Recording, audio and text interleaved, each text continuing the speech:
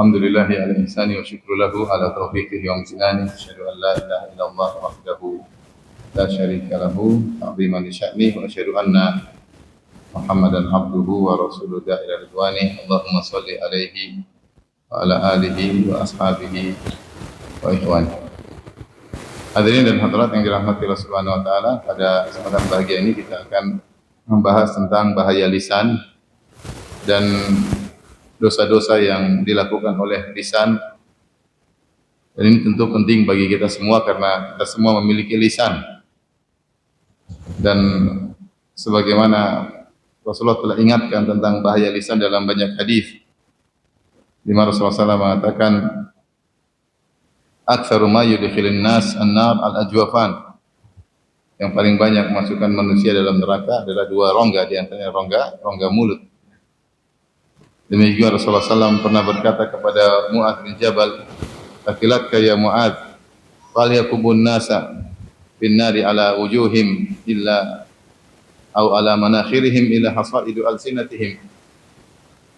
Wahai Mu'adz, bukankah yang menjadikan manusia tersungkur di neraka jahanam, digeret di atas wajah mereka atau digeret di atas hidung mereka, tidak lain karena adalah hasil dari lisan mereka.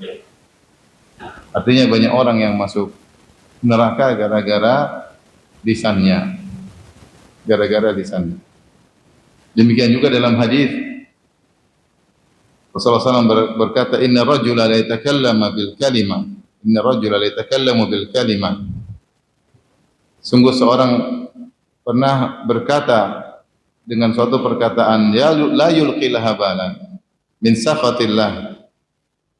Bi kalimatin min sakhatillah la yulqilaha balan yahwi biha fi jahannam. Ada seorang berucap dengan suatu perkataan yang menyebabkan kemurkaan Allah dan dia tidak peduli, cuek aja dia bicarakan, ternyata membuat dia masuk dalam neraka jahannam. Dan hadis-hadis seperti ini banyak ya. Nanti akan kita lihat betapa banyak dosa-dosa yang diakibatkan oleh lisan, banyak sekali. Puluhan dosa-dosa yang sering kita lihat orang-orang melakukannya atau kita sendiri terjerumus di dalamnya. Makanya Nabi SAW atau Allah Subhanahu wa taala berfirman, "Ma yalfidhu min qaulin illa ladaihi raqibun atid." Tidaklah satu lafal pun dikeluarkan oleh seorang kecuali dicatat oleh malaikat raqib atid. Maka seorang waspada ketika berbicara. Lisan ini adalah nikmat.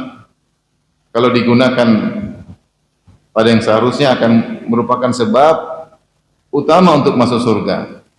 Baca Quran dengan lisan, ya, berzikir kepada Allah dengan lisan, memuji Allah dengan lisan, bertutur kata yang baik dengan lisan, ya, menyenangkan anak istri dengan lisan, ya.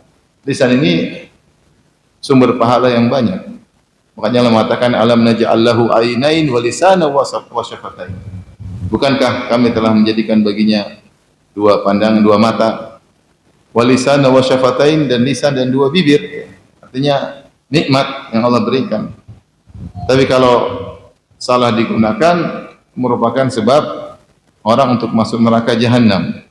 Oleh karena Abu Bakar As-Siddiq radhiyallahu anhu pernah mengeluarkan lisannya, kemudian dia pegang, dia mengatakan, "Hadzal ladzi awradanil mawarid." Inilah yang menggiring aku kepada tempat-tempat kebinasaan. Kaidah menyatakan, ya, tidaklah seorang muslim berbicara, dan termasuk berbicara adalah menulis, ya, karena seorang mengungkap dengan lisan bisa juga dengan tulisan, hukumnya sama. Berkomentar. Kadang-kadang seorang hati-hati dalam lisan berucap tapi tidak hati-hati dalam tulisan, padahal sama hukumnya. Cara mengungkapkan sesuatu dalam hati dengan lisan maupun dengan apa? Tulisan. Maka kaidah tidaklah menulis atau tidak mengungkap dengan ucapan ataupun tulisan kecuali hendaknya dipikirkan terlebih dahulu. Rasulullah SAW bersabda, "Man kana yu'minu billahi wal yaumil akhir falyaqul khairan aw liyasmut." Siapa yang beriman kepada Allah dan hari akhirat, maka hendaknya ucapkan kata-kata yang baik atau dia diam. Tidak boleh seorang muslim berbicara ceplas-ceplos, bicara dulu mikirnya belakangan, enggak boleh. Jadi mikir dulu baru berbicara. Mikir dulu sebelum diucapkan. Kata Nabi sallallahu alaihi wasallam, "Man somata naja." Siapa yang diam dia selamat. Kalimat kalau belum dikeluarkan kita yang kuasai. Kalau sudah terkeluarkan, terucapkan dia yang menguasai kita. Dia yang menguasai kita terlanjur. Apalagi zaman sekarang adanya jejak digital bisa diungkapkan kembali, maka seorang lebih waspada untuk berbicara. Waspada di dunia dan lebih waspada lagi dampaknya di akhirat. Mungkin seorang selamat dari kata-kata buruk di dunia, di akhirat dia belum tentu apa? Selamat. Maka selalu saya ingatkan diri saya pribadi dan juga hadirin hadirat untuk mengamalkan hadis Nabi sallallahu alaihi wasallam, "Man kana yu'minu billahi wal yawmil akhir falyaqul khairan aw liyasmut." Siapa yang beriman kepada Allah dan hari akhirat, ucapkan yang baik atau diam. Ketika kita mau bicara sama pasangan kita, sama istri, sama suami, bicara sama teman, kita pikir ini manfaat atau tidak. Ada dampak buruk enggak di balik perkataan kita ini? Pikir dulu sebelum kita berbicara. Menyenangkan atau menjengkelkan, ya. Nyelekit atau menyenangkan, kita pikir dulu. Jangan asal ngomong, ya. Kemudian sebelum kita berkomentar baik di medsos atau di grup, kita pikir ini ada dampaknya enggak? Pikir dulu, bukan asal apa yang terada dalam hati langsung kita takbir, kita ungkapkan. Setiap ada di hati kita ungkapkan. Itu bukan ciri seorang mukmin. Seorang mukmin dia pikirkan terlebih dahulu, Sekarang zaman orang bicara seenaknya, komentar seenaknya.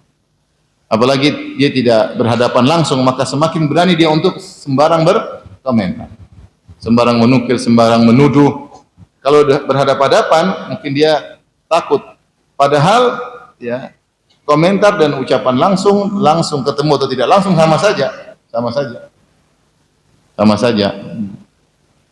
Maka berikut ini saya akan sampaikan dosa-dosa yang terkait dengan lisan yang hendaknya kita waspadai bersama agar kita tidak menyesal di dunia maupun di akhirat, ya.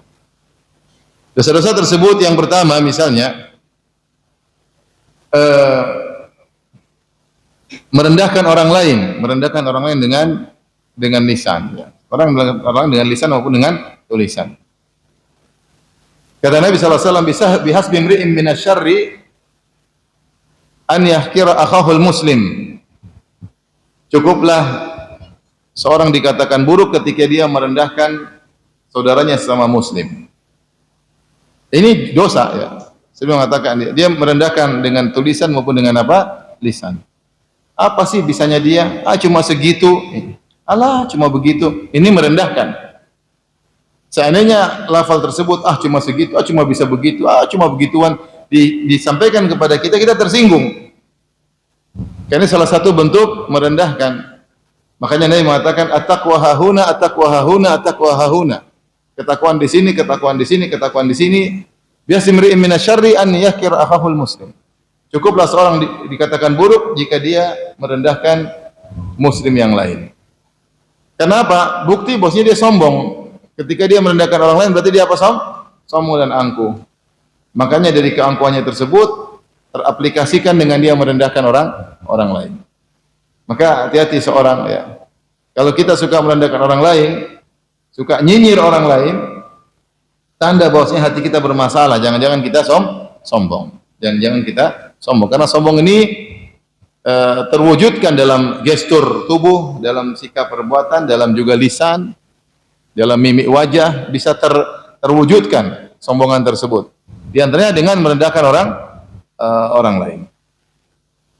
Di antaranya dengan merendahkan orang lain. Oleh karenanya Ibnu Daqiq al-Aid dalam syarah Al-Arba'in Nawawiyah ketika mensyarah hadis ini mengatakan bagaimana seorang muslim merendahkan muslim yang lain. Sementara muslim yang tersebut dimuliakan oleh Allah Subhanahu wa taala. Bahkan Nabi sallallahu alaihi wasallam bersabda, ya, la zawalud dunya, ya, indallahi ahwan indallahi min qatlil muslim. Hilangnya dunia dan seisinya lebih ringan di sisi Allah daripada terbunuhnya seorang mukmin.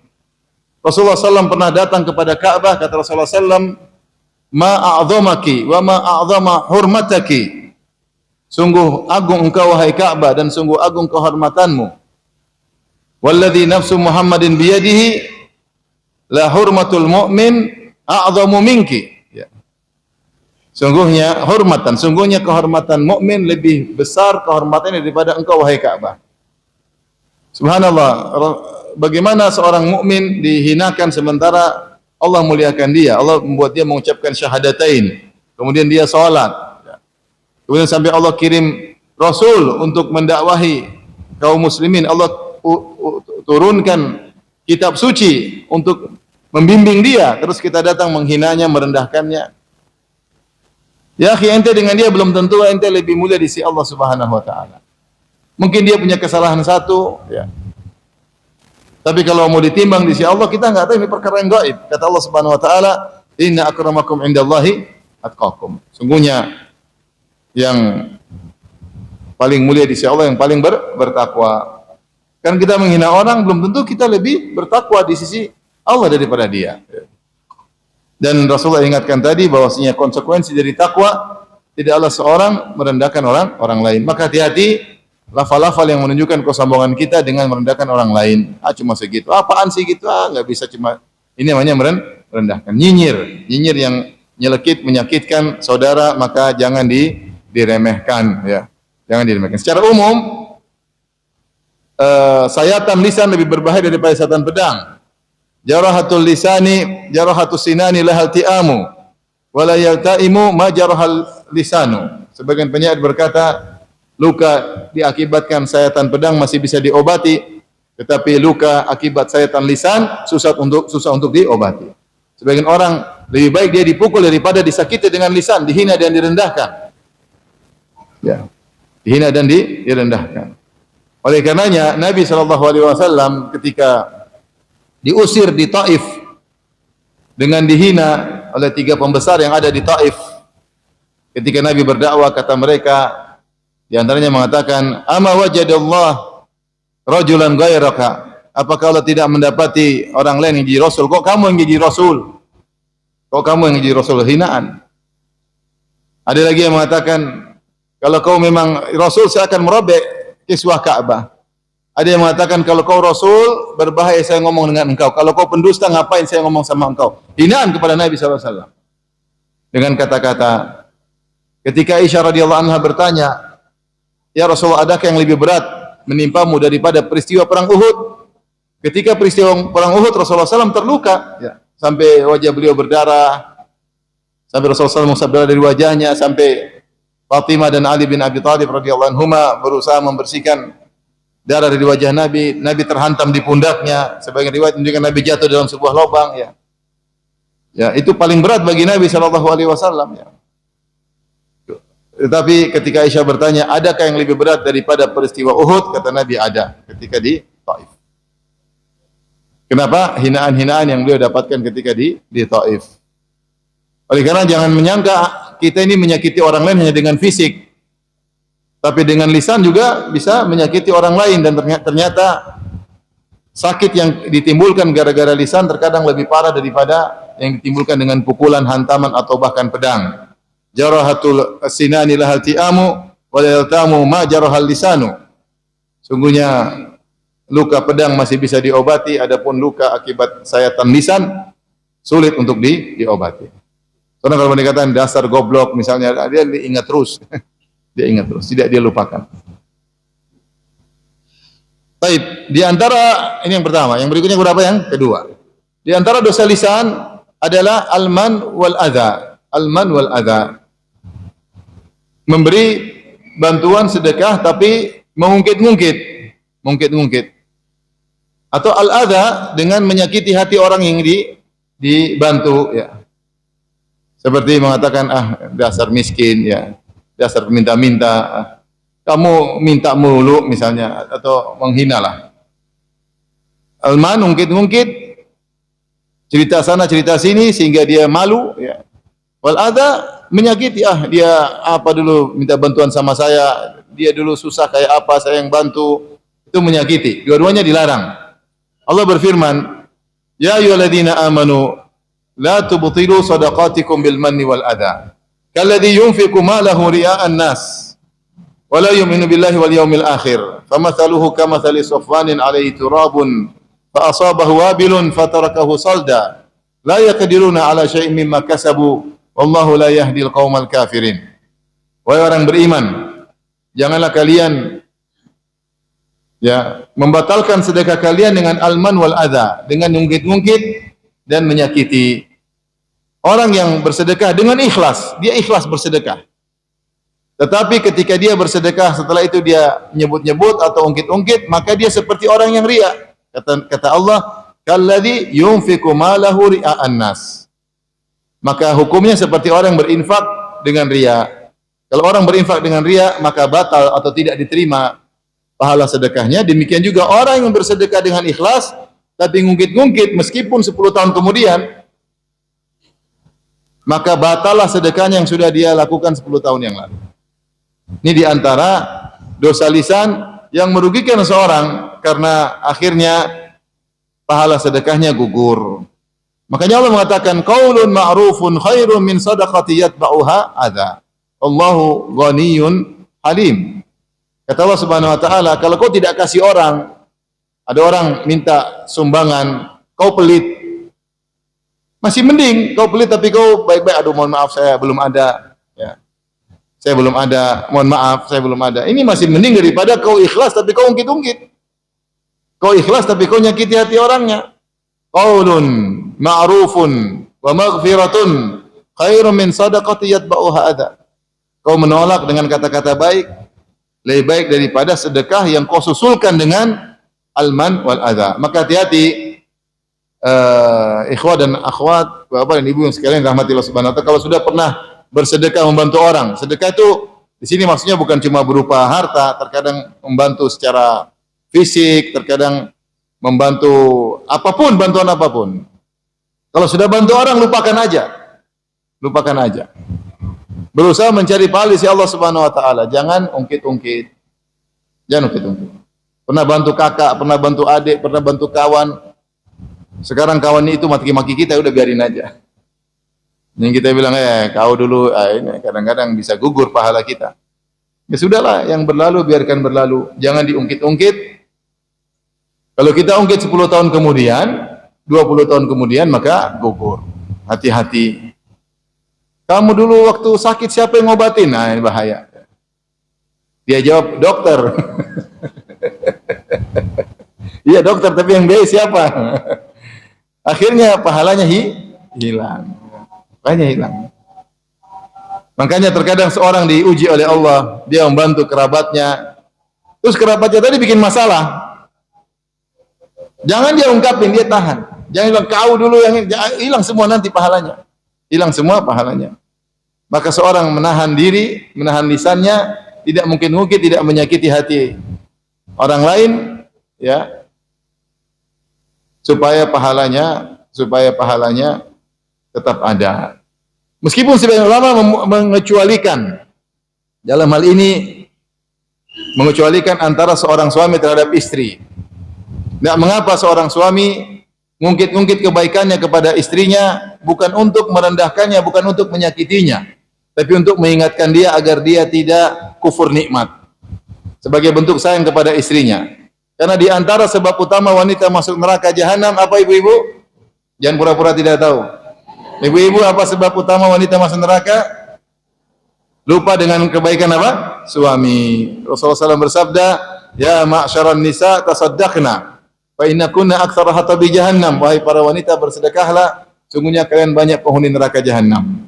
Ada wanita berkata, lima ya Rasulullah, kenapa bisa ya Rasulullah? Kata Rasulullah SAW, di annakunna takfurnal ashir, karena kalian kufur dengan kebaikan suami. Maka sebenarnya ulama mengambil faedah dari hadis ini, tidak mengapa seorang suami ingatkan istrinya agar dia tidak kufur nikmat. Kau tidak boleh begitu. Kemudian dia bilang, kamu tidak pernah mencintaiku suamiku. Gimana tidak mencintai? Kita punya anak banyak. Ini anak datang dari mana kalau bukan dari apa? Cinta. Tidak cinta tapi anak 5, bagaimana ceritanya? Kamu selalu mengutamakan ibumu daripada aku. Ini kan kata-kata bahaya ini. Gimana mengutamakan ibu? Ibu saya cuma belikan mobil Avanza, kamu saya belikan mobil Lexus. Gimana ceritanya?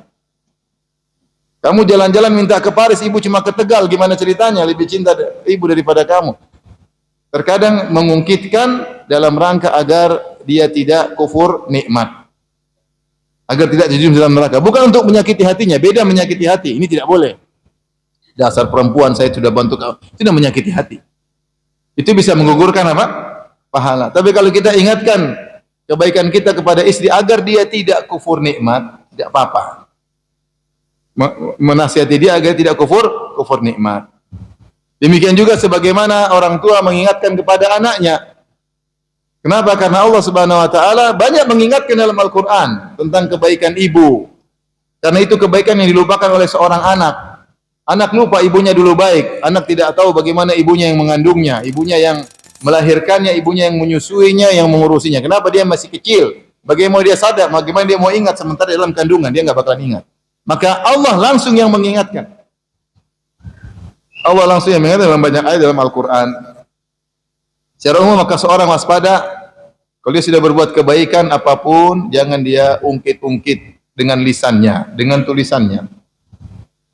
Kalau dia ungkit, maka pahalanya gugur, pahalanya gugur. Meskipun 10 tahun yang lalu dia bersedekah, meskipun 20 tahun yang lalu dia sedekah, kalau dia ungkit sekarang maka gugur. Baik, dosa berikutnya yang keberapa? Yang ketiga adalah sum'ah. Sum'ah yaitu memperdengarkan atau menceritakan amal-amal soleh agar dipuji dan diakui. Ya. Thalabul manzilah fi qulubin nas. Riya dan sum'ah yaitu mengharapkan kedudukan di hati manusia. Kita cerita, oh saya dulu begini. Namanya sum'ah, bercerita, menyebutkan amalan-amalan soleh dengan ditulis, dengan diceritakan. Kalau riya diperlihatkan itu riya. Kalau sum'ah dia ceritakan, ya saya dulu begini, saya dulu berbakti sama orang tua, saya dulu bersedekah dengan sekian-sekian, ya saya dulu nuntut ilmu dengan susahnya, kelaparan nuntut ilmu, ya saya dulu cerita mulu, ya cerita. Tujuannya apa? Agar mendapatkan kedudukan di hati orang lain yang diajak cerita tadi. Ini sum'ah, ini menggugurkan apa? Pahala. Kata Nabi SAW, man samma Allahu bih, wa man yura'illahu bih. Siapa yang memperdengarkan amalannya di dunia agar dihormati, maka Allah akan permalukan dia di hari kiamat kelak. Maka hati-hati di antara penggugur amal soleh adalah riya dan sum'ah. Kalau riya dia upload, dia publish, dia foto, ya. Sebagaimana sebagian orang, ya, umroh foto, haji foto, sedekah sama orang foto, apalagi salat duha foto, ya. Apalagi lagi itikaf foto, ya. Semua foto. Lagi berdoa depan Ka'bah foto. Semua difoto. Berbakti sama orang tua, foto. Lagi nemani orang tua, jalan-jalan itu berbakti, foto. Lagi ngajak istri jalan-jalan, foto supaya dibilang suami soleh. Lagi jalan sama anak-anak, foto supaya dibilang ayah yang baik. Semua foto. Lagi ngomelin istri tidak foto. Lagi bentak-bentak anak tidak foto.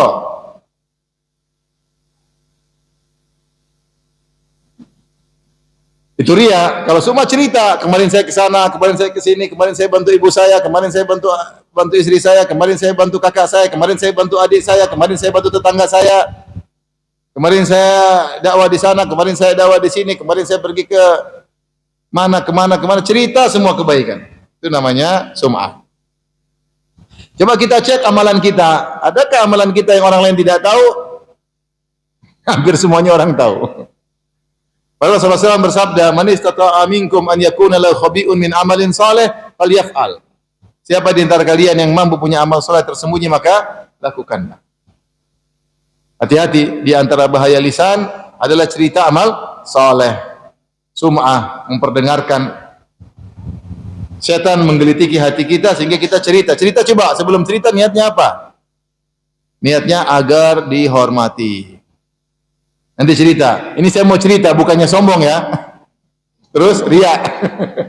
Sum'ah. Ya enggak sombong, tapi sum'ah. Ngapain kita cerita untuk diakui sama manusia? Ngapain terus pahala kita hilang? Saya begini, saya begitu, saya begini. Jangan cerita. Saya bisa mungkin jangan apa? Cerita. Jangan pernah cerita amal soleh untuk diakui manusia. Jangan. Udah sedekah banyak-banyak, cerita sana sini, sedekah kita hilang, rugi. Carilah pengakuan di sisi Allah Subhanahu wa taala. Belajarlah menjadi orang yang bahagia ketika amalnya tidak diketahui oleh orang lain. Belajar.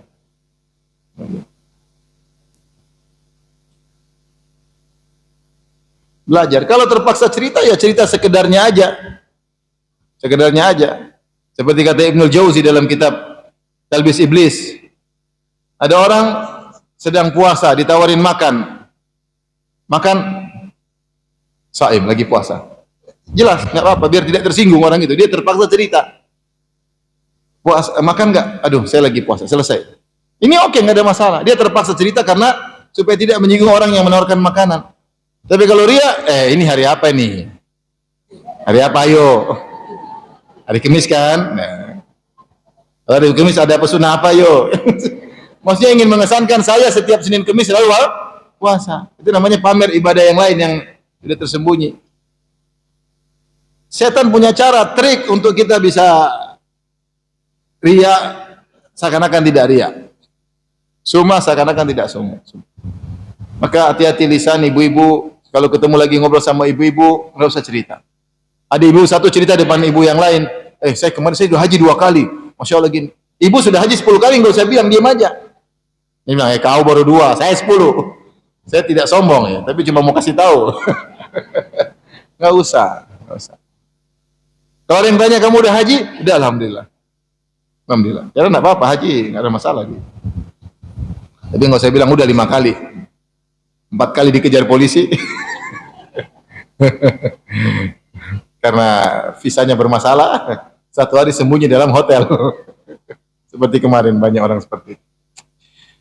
Jadi hati-hati bahaya sum'ah, menceritakan amal soleh, talabul manzila fi qulubin nas, untuk mencari pengakuan, penghormatan dari manusia.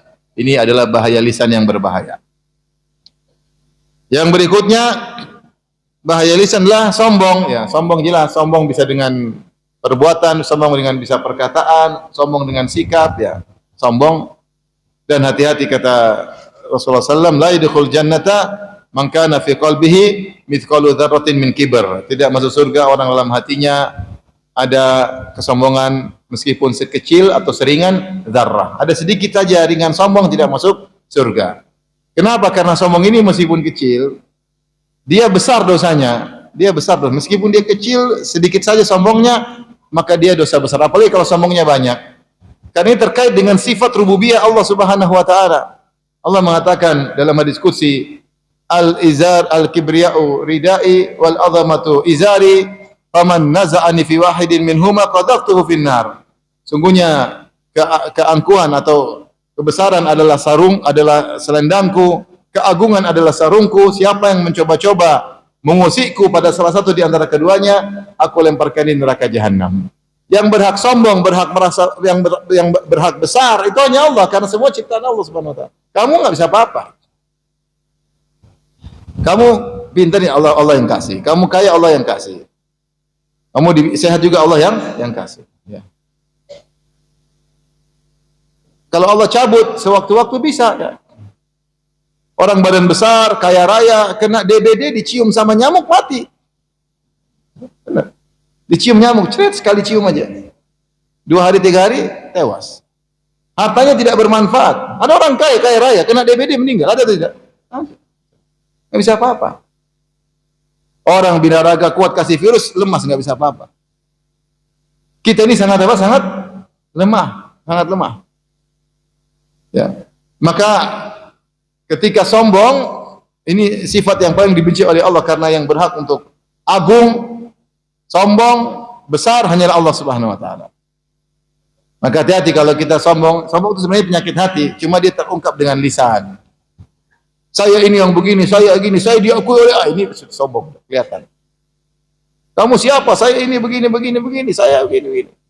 Dan sombong banyak, sombong karena harta, sombong karena jabatan, sombong karena popularitas, sombong karena banyaknya followers, sombong karena ilmu, banyak sebab kesombongan. Oleh karenanya dalam satu hadis, bainama rajulun yamshi wa alaihi hullatani, ketika ada seorang sedang berjalan, kemudian dia memakai dua gaun, dua pakaian yang indah, dan dia ujub dengan dua pakaian tersebut. Idh khasafa Allahu bihil ard, maka Allah benamkan dia dalam tanah. Bahwa yatajaljalu fiha ila yaumil qiyamah, maka dia digoncang oleh Allah sampai hari kiamat. Dia sombong karena bajunya, pakai baju bagus, sombong. Nah, ibu-ibu hati-hati. Beli baju branded, pakai uang bandit. Jadi demit ya. Hati-hati sombong dengan pakaian banyak, sombong dengan karena mobil bagus, sombong karena jam bagus, sombong karena tas bagus, sombong karena baju bagus, sombong karena jabatan, sombong karena ilmunya tinggi, sombong karena hafalan Qur'annya, sombong karena banyaklah. Karena sanatnya banyak, sombong. Pokoknya sombong dibenci oleh Allah Subhanahu wa taala, ya. Allah berfirman tentang neraka, fabi'sa mathwal mutakabbirin. Seburuk-buruk tempat bagi orang yang sombong. Maka hati-hati, sombong itu seringnya dengan apa? Di lisan. Ujub, pamer, jadi sombong. Maka sebab-sebab yang bisa menimbulkan kesombongan, jauhi ibu-ibu. Apa kata Nabi SAW tentang seorang yang dia memakai gaun, pakai pakaian yang dia mampu makainya, kemudian dia meninggalkannya karena Allah Subhanahu wa taala, maka Allah akan berikan kemuliaan bagi dia. Allah akan berikan dia memakai pakaian keimanan pada hari kiamat kelak. Dia mampu beli baju mahal, tapi kalau dia tahu dia pakai hatinya bisa berubah, jangan pakai, enggak usah. Kita bisa ngecek hati kita. Dia tahu kalau dia pakai jam mewah, ternyata hatinya bisa berubah, tidak usah pakai jam mewah tersebut. Dia tahu kalau dia pakai tas branded, hatinya bisa berubah, tidak usah pakai tas itu. Ngapain? Jangan spekulasi dengan agama kita. Kalau sudah terlanjur sombong, kembali lagi tidak gampang. Maka semua yang bisa membuat kayak kalau pakai ini kayaknya sombong, nggak usah lah. Padahal kita mampu untuk beli, duit kita banyak, ya usah. Karena untuk bisa menjadi tawadhu tidak mudah. Menjadi sombong gampang kalau mau sombong. Ada duit banyak, mana-mana ya jadi sombong ya. Baik, berikutnya yang keberapa? Yang kelima. Yang kelima adalah al-lams. Al-lams itu mencela. Allah berfirman Al-Qur'an, wailul likulli humazatil lumazah. Celaka bagi setiap pengumpat dan pencela. Allah dalam Al-Quran hanya memulai surat dengan wailun, celaka cuma 2 surat. Pertama, wailul lil mutaffifin, celaka bagi orang-orang yang mengurangi takaran. Yang kedua, wailul likulli humazatil lumazah, celaka bagi orang yang mengumpat dan mencela. Kenapa? Karena kedua perbuatan ini terkait dengan hak orang lain. Wailul lil mutaffifin, celaka bagi orang yang mengurangi takaran karena menzalimi orang dari sisi hartanya. Dia jual barang seharusnya 10 kilo, dia kasih cuma 9 kilo 9 ons, kurangi 1 ons, sedikit. Tatfif itu mengurangi sedikit. Sehingga orang yang beli tidak menyadari, dia kurangi sedikit. Celaka. Ya. Demikian juga menzalimi orang dari sisi harga dirinya dengan mencela, dengan cibiran bibir, dengan pandangan menghina, dengan tangan, dan lain. Itu semua namanya mencela. Ada yang mengatakan humazah, yaitu bicara di belakang seperti ghibah. Kalau lumazah di depan. Ya. Di depan. Ada yang mengatakan dengan lisan, ada yang mengatakan dengan isyarat. Intinya kalau tujuannya adalah mencela, baik lisan maupun dengan isyarat, maka ini lams. Ini namanya lams. Dan tidak pantas seorang mukmin mencela mukmin yang lain, harusnya bersaudara. Maka dalam Al-Qur'an Allah berkata, "Innamal mu'minuna ikhwatun faslihu baina akhawaykum wattaqullaha la'allakum turhamun." Sungguhnya orang-orang beriman itu adalah saling bersaudara. Kalau ada yang bertengkar maka damaikan. Semoga kalian dirahmati oleh Allah Subhanahu wa taala. Setelah itu Allah berfirman, "Wala talmizu anfusakum." Janganlah kalian mencela diri kalian sendiri. Sampai Allah mengatakan jangan kalian mencela diri kalian sendiri. Mana ada orang mencela dirinya sendiri? Tidak ada kan? Maksudnya Allah itu wala yalmiz ba'dukum ba'dha. Janganlah sebagian kalian mencela sebagian yang lain. Tetapi Allah menganggap seorang mukmin yang mencela mukmin yang lainnya seperti mencela dirinya sendiri. Allah menganggap seorang mukmin yang mencela mukmin yang lain seperti mencela diri sendiri. Makanya Allah mengatakan wala talmizu anfusakum. Jangan kalian cela diri kalian sendiri. Oleh karenanya ibu-ibu yang dirahmati Allah Subhanahu wa taala, hati-hati mencela, mengumpat ya. Rasulullah SAW bersabda, "Sibabul muslim fusukun." Mencela mukmin yang lain, mencela muslim yang kefasikan. Kefasikan dosa besar. Kefasikan artinya dosa besar. Ya. Maka hati-hati, dosa besar bukan cuma berzina, bukan cuma riba, bukan cuma yang mencela orang, kefasikan. Sibabul muslim kefasikan. Ya, dia cela-cela, maki-maki. Apalagi yang dimaki tidak berkutik. Dia hina-hina, ya ini tidak boleh, tidak boleh.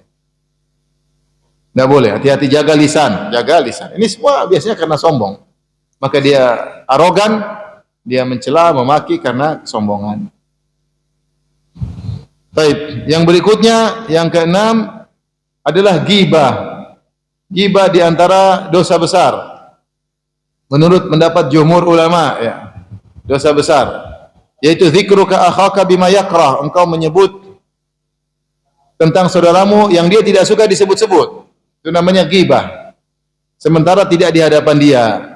Ghibah dari gaib, yaitu engkau berbicara tentang dia tidak di hadapan dia. Dia sedang gaib, tidak hadir. Makanya Allah menyamakan seperti memakan bangkai daging bangkai saudara. Kata Allah Subhanahu wa taala, "Wala yaktab ba'dukum ba'dha ayuhibbu ahadukum an ya'kula lahma akhihi maita." Janganlah sebagian kalian menggibah sebagian yang lain. Apakah salah seorang kalian suka memakan daging bangkai saudaranya yang sudah mati? Orang kalau di depan langsung namanya mencela. Kalau di belakang namanya apa? Ghibah. Kalau gentle setelah di depan. Kalau di depan dia bisa balas. Tapi kalau di belakang dia nggak bisa membela diri. Seperti mayat yang kalau mayat kita mati kita robek-robek dagingnya tidak bisa berkutik, sudah mati. Maka orang yang menceritakan keburukan saudaranya di belakang seperti merusak daging, bahkan memakan daging bangkai saudara yang sudah mati. Karena orang tersebut tidak bisa bela diri dan tidak mayat sebagai mayat tidak bisa membela dirinya. Dan ini dosa besar. Dan definisi ghibah adalah menceritakan keburukan saudaranya yang dia tidak suka untuk diceritakan. Ini terkait dengan agamanya, terkait dengan fisiknya, terkait dengan apapun terkait dia. Misalnya kita bilang, si fulan, si fulan yang istrinya jelek itu, nah sama. Kira-kira dia suka nggak dibilang istrinya jelek? Meskipun istrinya jelek. Ibu itu ya, ibu fulana yang gembrot itu. Kira-kira dia suka nggak disebut gembrot? Banyak perempuan gembrot merasa langsing, banyak. Meskipun gembrot dia tidak mau dibilang apa? Gembrot. Dia nggak suka. Itulah si fulan yang anaknya nakal itu, nggak boleh juga. Dia nggak mau. Ya. Kalau kau datang nasihati, tapi kau bilang si fulan yang anak, si fulana, ibu fulan yang anaknya nakal, tidak boleh. Ya, tidak boleh. Itu namanya mencela. Terkait dengan agamanya, si fulan yang selalu nggak pernah kelihatan mukanya sholat masjid, sholat subuh, itu ya. Itu si ibu fulan yang menor itu ya dandangannya, yang menor. Itu nama itu terkait dengan apa? Agamanya, nggak boleh. Ibu fulana yang pakainya sempit-sempit itu ya, kelihatan lekak-lekuk tubuhnya, ini tidak boleh, namanya menghina agamanya. Ini semua ghibah. Lebih parah kalau kita gibahi adalah orang yang bermanfaat bagi kaum muslimin.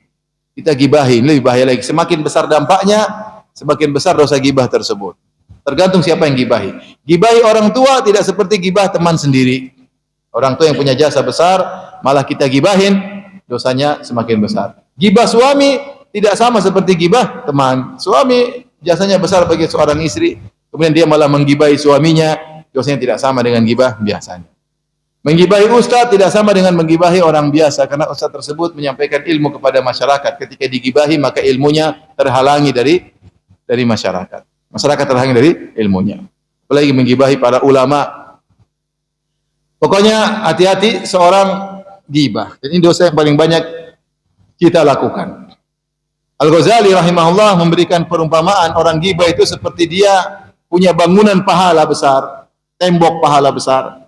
Kemudian dia siapkan manjanik, katapel raksasa yang berisi batu atau besi, kemudian dia hantam bangunannya tersebut. Semakin banyak dia gibah, semakin hancur istana pahalanya. Maka seorang renungkan, dia sudah bikin istana pahala tinggi-tinggi, kemudian dihancurkan. Setiap hari dia hancur. Bayangkan seorang yang menggibah, biasanya orang digibahi kan dia tidak suka. Ternyata dengan menggibah orang tersebut, justru membahagiakan orang tersebut di akhirat kelak. Dia harus setor pahalanya kepada orang yang paling dia benci. Dia harus nyetor pahalanya kepada orang yang paling dia benci. Makanya ada seorang datang kepada seorang ulama salaf. Dia mengatakan dia mau cross check, tabayun. Ya fulan, ya ulama fulan, ya alim fulani. Saya dengar kau gibah saya. Kata alim tersebut, ngapain gibah kamu? Kalau saya harus pun menggibah, karena saya akan setoran pahala, mending saya gibah kedua orang tua saya. Gibah kamu rugi. Kita gibah itu berarti kita setoran pahala. Tadi malam kita sholat malam, tadi pagi kita sholat duha, siang kita sedekah, kemudian kita setor sama orang yang kita benci. Kita gibahin dia. Berarti kita setoran pahala ke dia. Istana pahala yang sudah kita punya, kita bombardir. Sehingga jatuh. Maka seorang jaga lisannya agar tidak bergibah. Yang berikutnya di antara dosa adalah at-tanabuz bil alqab. Kata Allah, wala tanabazu bil alqab.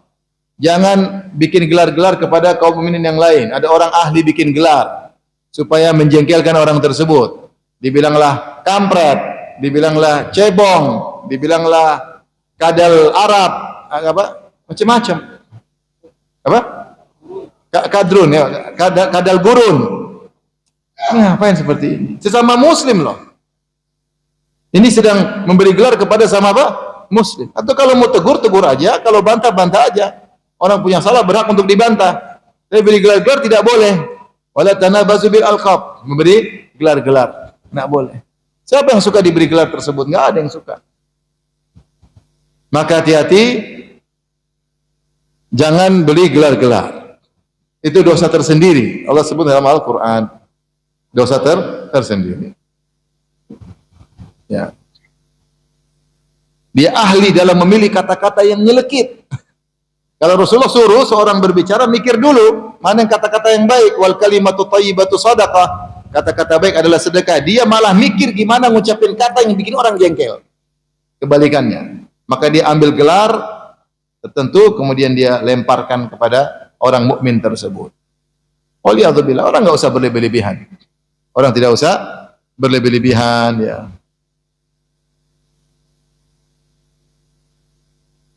Kata Rasulullah SAW, wa inna abghadakum ilayya wa ab'adakum minni majlisan yaumal qiyamah ats-tsartsarun wal mutasyaddiqun wal mutafaihiqun.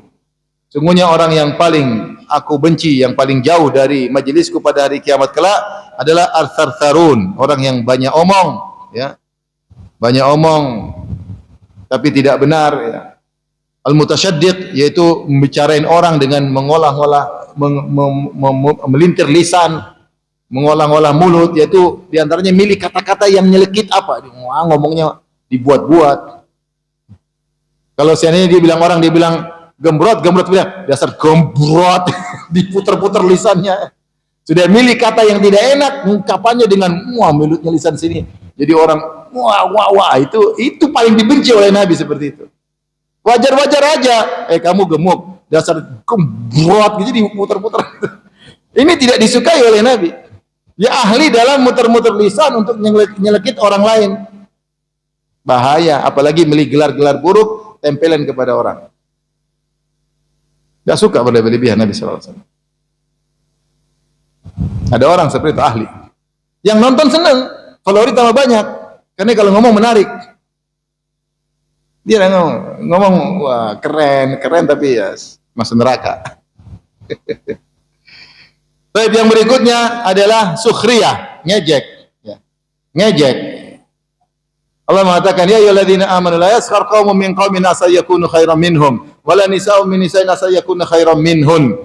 Wahai orang yang beriman, janganlah sebagian kalian mengejek sebagian yang lain, bisa jadi yang diejek lebih baik daripada yang mengejek. Dan janganlah sebagian wanita mengejek sebagian wanita yang lain, bisa jadi yang diejek lebih baik daripada yang mengejek. Dan itu benar, kata para ulama benar, biasanya orang mengejek itu sombong. Taib, yang diejek punya kesalahan, benar. Orang ini punya keburukan.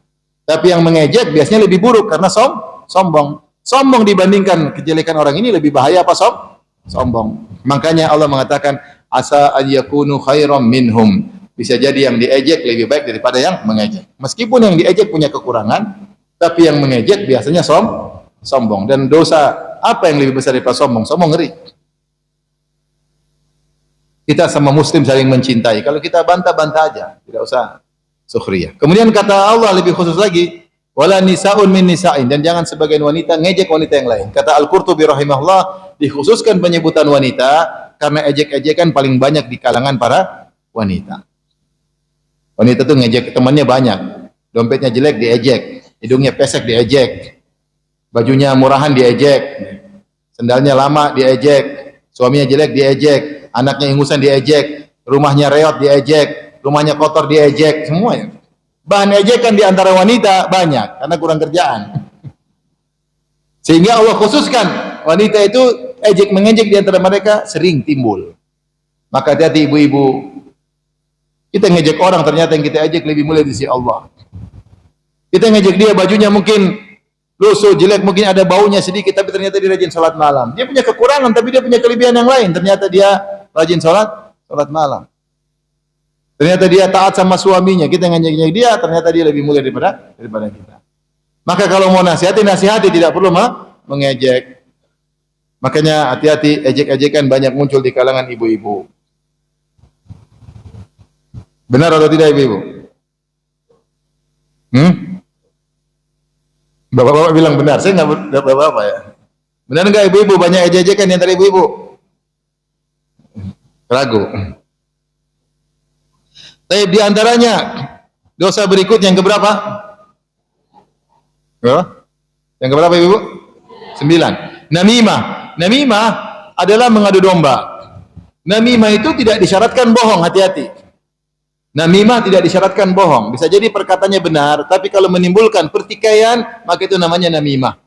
Dia datang ke situ ngomong sesuatu, dia bilang kamu gini, datang sini dia ngomong, akhirnya saling benci-membenci. Subhanallah. Jujur, tapi menimbulkan pertikaian, dibenci oleh Allah. Bahkan syariat membolehkan bohong untuk mendamaikan.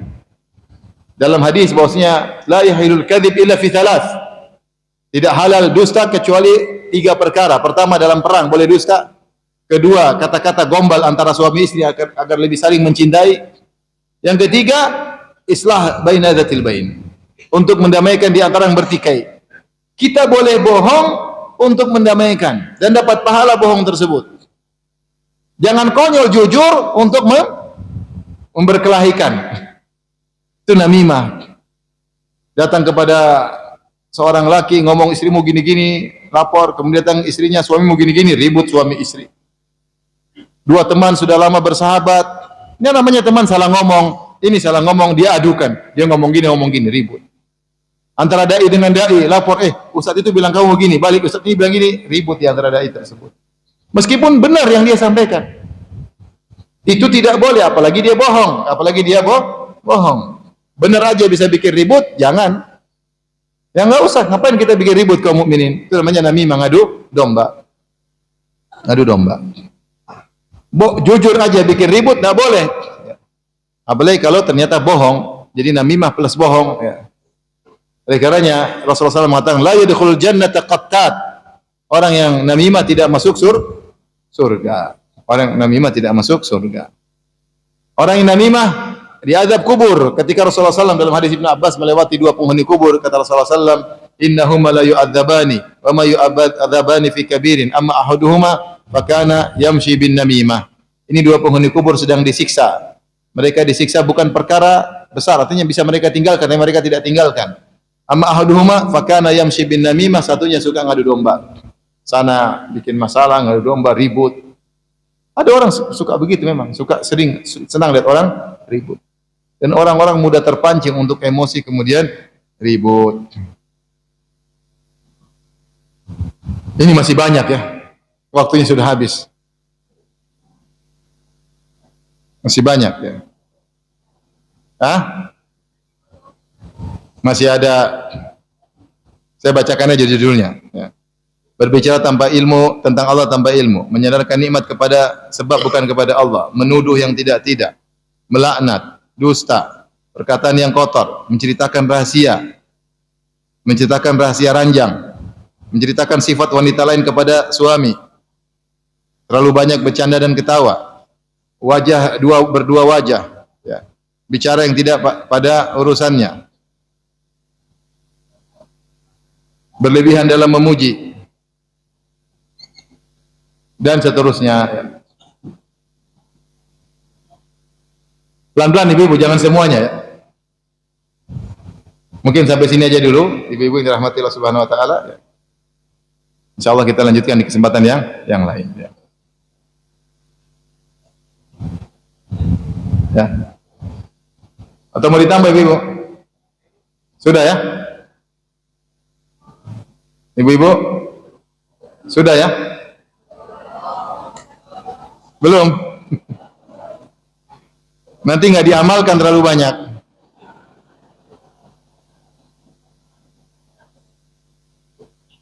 Sedikit tapi diamalkan.